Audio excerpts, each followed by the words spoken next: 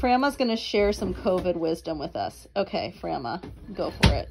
All right. Here's the thing about coronavirus. You can read a lot about it and it gives you tons of advice that you could find online. But the reality is know yourself. Know what it is that calms you. It is different for every person. Some people want to read all the news. Some people want to avoid the news. Some people want to reach out for social contact. Some people are happy being alone. Just remember, trust yourself. Trust what you know makes you feel better. You know what makes you feel better. You may have never been through coronavirus before, but you know what your own self-calming techniques are. Take advantage of them. Now, the one thing that I would say probably is true across the board is that maintaining structure is helpful because we've lost a lot of our normal structure. So maintaining routines, like being able to go to bed at a certain time, wake up at a certain time, eat at a certain time, those ordinary circadian rhythms, if you stay with them and you don't let them get out of control, that is probably good across the board.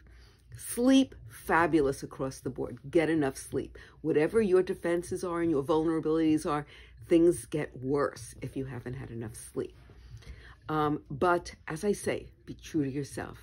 If reading calms you down, read. If watching TV calms you down, watch TV. If being meditative calms you down, if you believe in a higher power and you want to check into your spiritual self, go for it. Just go for those things that center you within yourself. Most people need some social contact. I think many of us have found it helpful to set up periodic get-togethers with people that we're really close to. Maybe for us, for example, every Saturday night, we would get together with some close friends, and it was a regular routine. It made it something to look forward to while being in quarantine. Of course, now quarantine isn't the only issue to think about. Now we're seeing a lot of the restrictions go away. And we have different levels of sensitivity about what's safe and what isn't safe. You have to just trust your own sensitivity about it. If you're somebody who's very frightened, okay, be extra cautious. If you're someone who's not extra frightened, I think believing in science isn't a bad thing. I know it's not a Trumpian thing, but it's not a bad thing. So some of the safety precautions really can reduce risk. And even though younger people don't get as sick as older people, some people get very sick. So, you know, listen to sensible medical advice if you can. Remember to have a gratitude journal. Everybody says a gratitude journal helps. You don't have to keep a journal to do that. You can just remind yourself every day. I could wake up and say, I'm so grateful. I have enough money for all the food I need to eat. I have enough money to have space to be in to quarantine. I have enough money to have a computer and Zoom anybody I want to.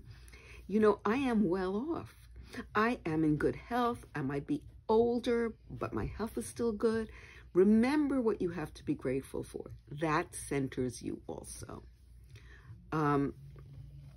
So far, I think in Alaska, you haven't had too much problem with grief and loss and trauma from seeing a lot of people get COVID-19 and get sick or die.